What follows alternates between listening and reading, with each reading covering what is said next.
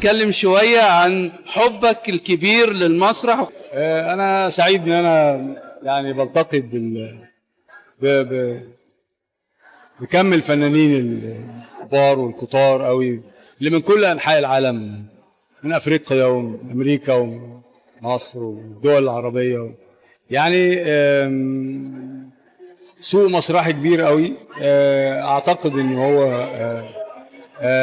يعني هيعود على المسرحيين بالافكار الجديده. عاوزين تتكلم معانا عن تجربتك المسلسل الرمضاني الاخير مع ياسر جلال، كواليس والعمل معاه وتجربتك الفنيه في المسلسل. ايوه بس ده مش مسرح تجريبي. اكيد عشان تكون عارف طبعا. لان ده لمسه اكتاف يعني. حاسب.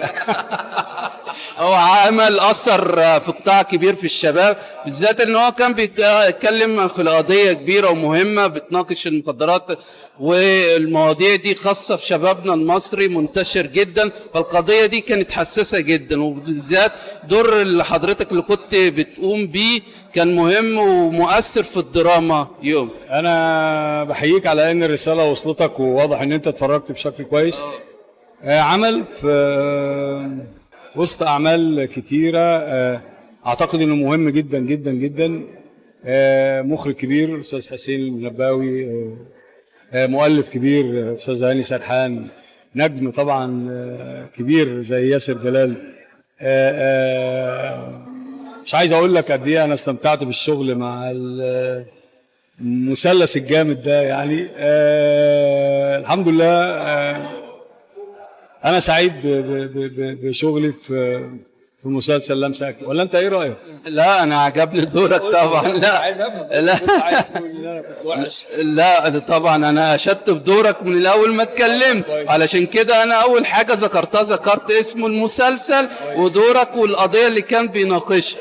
عاوز بقى كلمه اخيره بتوجهها للشباب الهواة المسرح والفرق المستقلة، ان هو لسه برضو بيتفرج على العروض القوية زي دلوقتي في مسرح التجريبي وما قبله المسرح القومي.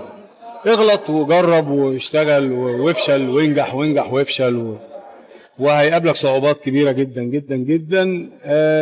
لكن لما تحط رجلك وتبدأ تبقى كده فنان معروف كده، لازم تنتقي ولازم تعرف انت عايز توصل ايه، وعشان في النهاية تلاقي عندك كده يعني مجموعة أعمال أنت تفتخر إن أنت اشتغلت فيها وقدمت فن له قيمة وله رسالة. أنت كل شوية توطي الميكروفون وأنا مش عارف يعني. ركز معايا.